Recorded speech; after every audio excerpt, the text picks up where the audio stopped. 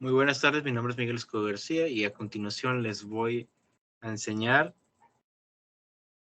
pues mi diseño de un amplificador de tipo cascada. Primero vamos a explicar qué es esta parte de acá arriba, el cual es un rectificador de tipo puente. Este es necesario para poder polarizar nuestro amplificador. Los componentes normalmente funcionan con corriente directa y la corriente que obtenemos a través de los enchufes es de alterna. Por lo tanto, se necesita de una corriente directa, la cual es constante, lineal, mientras que la corriente alterna es senoidal, con ciclos tanto positivos como negativos. Aquí es donde entra nuestro rectificador de tipo puente. Los rectificadores comúnmente anulan la parte negativa y varios tienen la señal que emiten, tienen espacios de donde debería de estar la corriente de ciclo negativo, pero que debido a la composición la posición de los diodos, la corriente negativa no pasa. Por lo que hay un punto en donde no hay corriente y luego vuelve a haber corriente. Pero entonces aquí es donde tenemos normalmente los que no tienen el ciclo negativo y hay un espacio son los de media onda. Ese es un tipo de rectificador de onda completa, pero ese es el de tipo puente.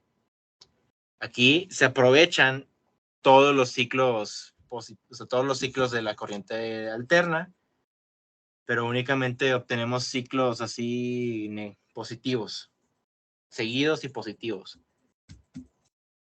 Va a haber un punto en el que va a caer, va a empezar desde cero, va a alcanzar un pico y va a volver a cero. Y inmediatamente va a volver a agarrar otro pico y se tiene como que una corriente así que aumenta y desciende. Como si fuera una sierra, así. Pero sin embargo, esta no es una corriente lo suficientemente buena para poder llamarla corriente directa, por lo tanto se requiere del uso de un capacitor. El capacitor lo que hace es que acumula energía y la mantiene dentro hasta que se interrumpe el flujo de energía. Cuando esto pasa, el capacitor se descarga, se vacía la corriente que tiene en su interior y la aplicación que tiene un rectificador de tipo puente o un rectificador cualquiera es que en los momentos donde no haya corriente, el capacitor sueltes la corriente que almacena dentro de sí, llenando los espacios que quedan cuando el ciclo positivo que sale del rectificador cae a cero. Esto se le conoce como un rizado. Dependiendo de la capacitancia del capacitor, depende lo pronunciado que es nuestro rizado. En nuestro caso tenemos un capacitor de 25 microfaradios y es suficiente para obtener un voltaje con un rizado adecuado para poder emular una corriente directa. Ahora para que nuestro amplificador suelte un voltaje fijo, tenemos un diodo Zener, el cual al obtener cierto voltaje se mantiene, cierta corriente mantiene un voltaje fijo, independientemente de los cambios de corriente. Entonces, ya que tenemos nuestro rectificador explicado, tenemos aquí un voltaje de un divisor de tensión aquí. Está la resistencia de seguridad y la resistencia de carga. De esta va a salir un voltaje de salida, el cual se va a conectar a nuestra resistencia de colector de una de las etapas de nuestro amplificador de cascada. Ahora vamos a explicar el amplificador de cascada. Normalmente los amplificadores tienen pues como dice su nombre, la función de amplificar una señal. Por ejemplo, aquí tenemos una señal de generador. esa señal de generador normalmente es una muy pequeña, que por ejemplo podemos ver 5 milivolts. Tenemos nuestra resistencia de generador, donde va a ir cayendo ahí la resistencia. Y pues tenemos aquí lo que sería nuestra primera etapa de nuestro amplificador. Los amplificadores de cascada son varios amplificadores que son alimentados por un divisor de tensión. Como se puede ver aquí, la resistencia 1 y 2. Bueno, aquí viene 2 y 3. Y estos son polarizados por una resistencia en el emisor, aparte del voltaje de corriente directa que proviene de nuestro rectificador. Se le llama se le llama amplificador de cascada porque tenemos varios amplificadores conectados en cascada.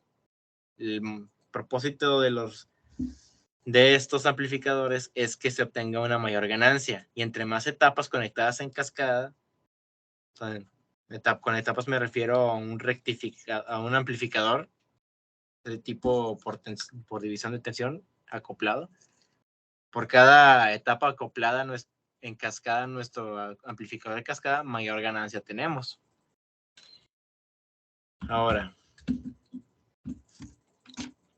primero obtenemos nuestra señal del generador. Luego tenemos nuestro divisor de tensión que alimenta nuestro transistor, el cual es el que nos ayuda a amplificar la señal. Está la corriente directa que proviene de nuestro rectificador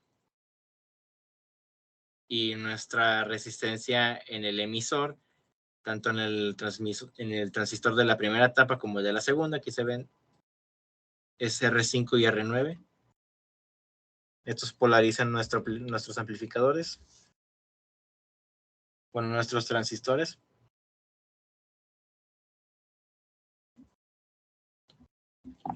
Y ahora también tenemos capacitores. Estos se ven diferentes a los capacitores de aquí. El capacitor que está dentro del rectificador es un capacitor electrolítico.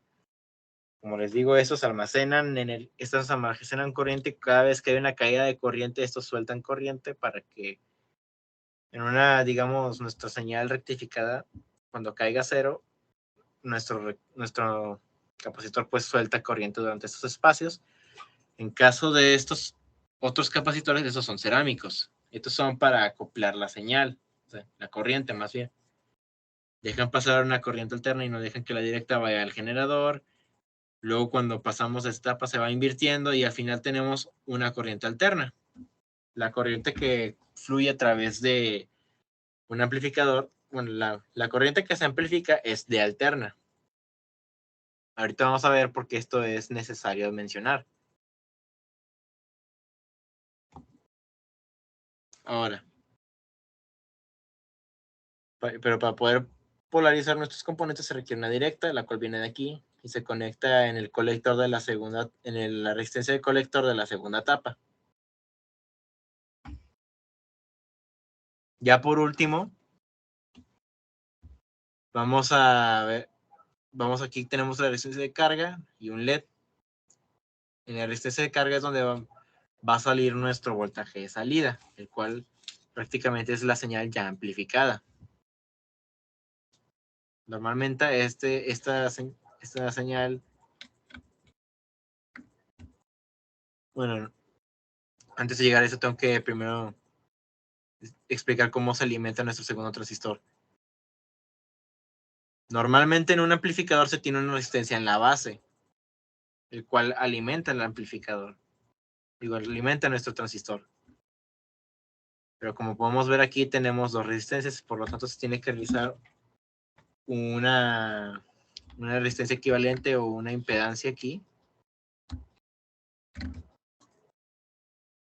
Todo esto de aquí forma parte de la impedancia de la primera etapa, la cual va a alimentar, o sea, cumple la función de un divisor de tensión. Tenemos uno aquí. Esta resistencia de la primera etapa, esta impedancia de la primera etapa va a alimentar nuestro segundo transistor,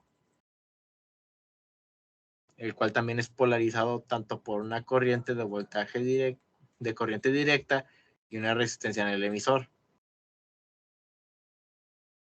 Este segundo transistor forma parte de la segunda etapa y es alimentado por la primera etapa. Y de aquí podemos obtener nuestra ganancia para nuestro voltaje de salida. Hay un cálculo, el cual proviene de la primera etapa, que es el voltaje de entrada. Voltaje de entrada para nuestra segunda etapa. De aquí, ya después de que se amplifique esta señal, vamos a obtener un voltaje de salida. Y ahora sí, supuestamente se debería de amplificar la señal. La prueba de esto va a ser que nuestro LED se encienda. Vamos a iniciar la simulación.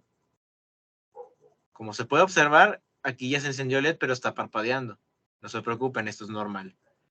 Como ya les había dicho, nuestra señal amplificada es de corriente alterna, por lo que hay ciclos positivos y negativos, y durante los negativos nuestro LED se apaga. Cuando un componente se enciende, alcanza su máximo, o sea, se alcanza un pico, un máximo de corriente. No se recomienda que se esté alcanzando este pico varias veces porque esto podría dañar nuestro componente. Por eso les explico que nuestros componentes funcionan óptimamente con una corriente directa. Las corrientes alternas pueden ser peligrosas. Bajo un sistema controlado, las de estas señales senoidales son constantes, o sea, no pasan de un cierto límite, pero en la realidad esto no es cierto. Hay picos de menor tamaño y de mayor tamaño. Se puede alcanzar un pico lo suficientemente grande que puede dañar nuestros componentes. Pero aquí hemos insertado nuestro LED a propósito para poder demostrar que nuestra señal se amplificó. Y la prueba de esto es nuestro LED. Este es un LED de color verde, el cual tiene una tensión umbral de 7.4 volts. Y como podemos ver en el multímetro XM1, el cual aquí se ve, tenemos un voltaje de 2.7 volts, lo cual es más que suficiente para encender nuestro LED. Esto ha sido todo. Muchas gracias por su atención. Espero que les haya servido y que mi explicación haya sido lo suficientemente buena para que pudiesen entender. Soy Miguel Escobar García de la Facultad de Ingeniería Mecánica y Eléctrica y me despido.